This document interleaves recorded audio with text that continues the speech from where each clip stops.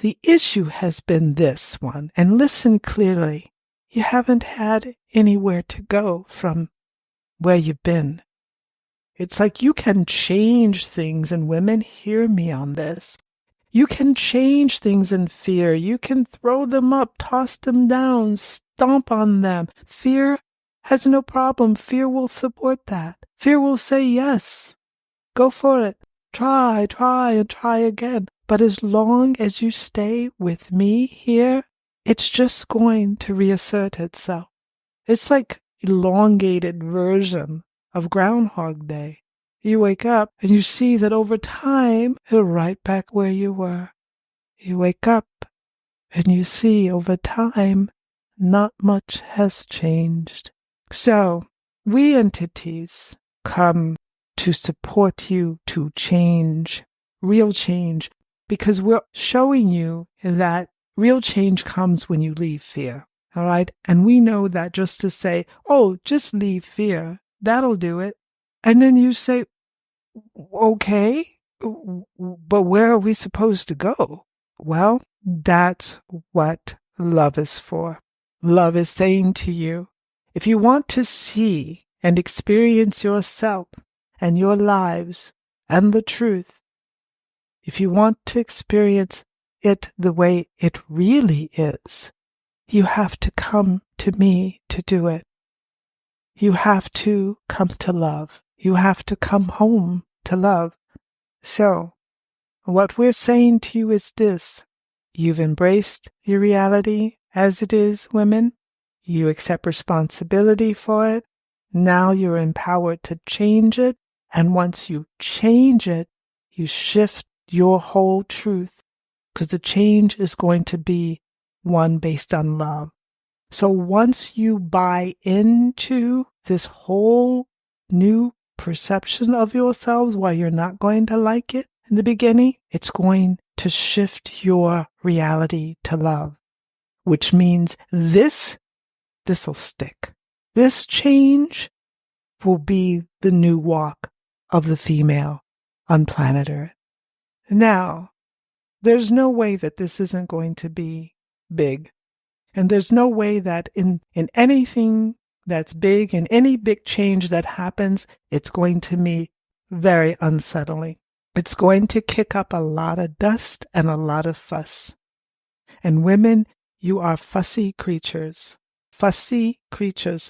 because you operate on a level of emotion and feeling, a mixture of that when not navigated in a healed way, it makes you very fussy. You see, you kind of like the mixture of the two, and the intensity of them overwhelms you, and it causes you to react, be very reactive. That is why women are more reactive than they are active and proactive. That's a part of what needs to be healed, is the intense reactive quality of women in fear. Very reactive, very reactionary. It's all happening to me. What do I do? All right? So when I'm saying these things that you don't like, I want you to remember, I am one of you. All right? So I speak of myself in a way. I am not in human expression. So there are things I will say about you that I won't include myself in, only because it's the difference between your being human beings and my being a spirit. There are some things that I don't experience, but I know of them. I know of the potential. I can sense what it is like. So here's the deal, women. The first things that you're going to have to be able to do in this change is to stop throwing, well, you throw yourselves under the bus, and we will get to that, which is why you do this next thing. You throw each other under the bus without a blink. Your sense of loyalty to each other, well, it's basically non-existent. I know you're not going to like hearing that, because you really think you do besties and BFF and I love her to the end. We'll do anything for each other. We're sisters together, always. I know that you believe that. I know you believe it, and I honor your belief of that. But from this perspective, when not being in the mix of it and in the emotion of it, but stepping back and watching the behavior of women when things happen, when it's, in the trenches, when you're up against it, overall, you rarely choose each other. You save yourself if need be, and the closest woman around you will throw her under the bus to do it. Part of this is supported and fostered by your living in the reality of fear about everything. You are competitive. You know that already you are starting at a deficit. So any other woman has to be competition of some sort because you're all going after the same things. So you push each other out of the way to get to them. You throw each other under the bus if one of you threatens to interfere or take something away, or sometimes just because you don't like the way she looks or what she says. She's not cute enough. She's not pretty enough. Or she's too cute. She's too pretty. She's got to go. And a lot of this activity of disloyalty, dropping the ball on each other, throwing each other on the bus, a lot of this activity circles around men. Yeah, the having them, the impressing them, protecting your man, protecting your relationship, your marriage, or just protecting your man's view of you. When she comes around, he's distracted from you because she, in your perception, you believe that he thinks that she's more attractive because his eyes go that way, so she's got to go. But the thing of it is that there's so many of you, and there's so many of you who are all so beautiful. You're all so amazing. You can't throw enough women under the bus. There are going to be more coming. They just keep coming. Wherever there's a man, there's going to be women. And we are not negating that there are women who have no taste for men at all. But do those women who love women throw each other under the bus? Oh, absolutely. They do. Just like heterosexual women? Yes. So you're all in this playing field. No one gets to step aside or say, listen, I don't do men. It doesn't matter if you don't do men. You do women. And what you do to women, like all other women, you compete, you negate, you belittle, you throw each other on the bus, you drop the ball, and you are extremely disloyal. All right? So don't like hearing that, but it is true. And the truth of it, without all the flurry of the emotion and feeling and, oh, I love you forever, and oh, yes, you are my best friend, we go down together. Women don't go down anywhere together. Women don't do it because they don't know how to do it. They're not taught to do it. It's not fostered.